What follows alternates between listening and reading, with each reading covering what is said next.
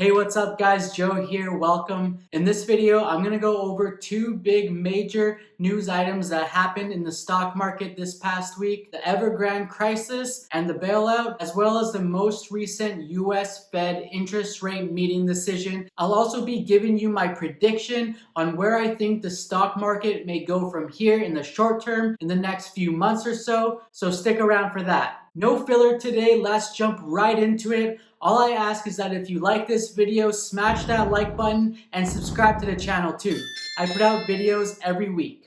Alright, so let's talk about the Evergrande Crisis. For those of you who don't know what this is all about, well, Evergrande is one of the largest real estate developers in China, and due to many factors like the slowdown and supply crunch from the pandemic, to name a couple, Evergrande was and still is at risk of defaulting on their loans. And since Evergrande is so levered up with debt for their developments, many saw this as a huge risk for the entire global financial markets. Because if Evergrande was to start defaulting on their loans, or worse, went bankrupt, this would cause a ripple effect across the world, as it would also affect all of the lenders and financial institutions across the globe that would also be entangled in this mess. This is one of the main reasons why on Monday, September 20th, we saw one of the largest drops in the US stock market that we've seen in the last 6 to 9 months. However, very quickly, China was able to announce some sort of bailout for Evergrande,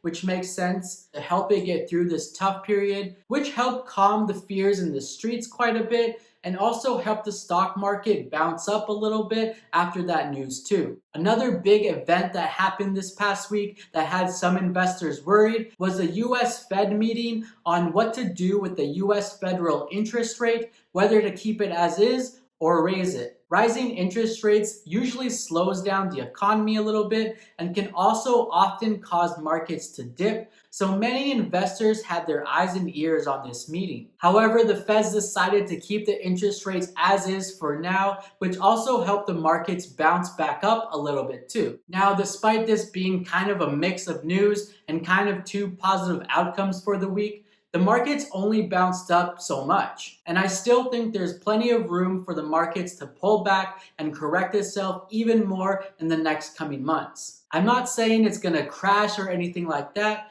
but I wouldn't be surprised if the markets traded sideways or we saw other major dip days in the months to come, which in my opinion would be healthy corrections, and I would probably be looking to buy the dips. As always, buy the dips. If you haven't seen my video on my stock market correction prediction for 2021 yet, definitely check out that video after this one. The US Feds will be meeting again to decide what to do with the US federal interest rate come November 3rd, and then again on December 15th. So there's plenty of time and two Fed meetings to go this year that could mean us seeing interest rates rise and could possibly cause markets to dip. But a lot of times we see dips happen before these meetings as people speculate what the Feds will do, and they fear that they'll increase interest rates too much or too quickly. So I do see a bit of turmoil and volatility coming to the markets over the coming months, possibly seeing some dips here or there,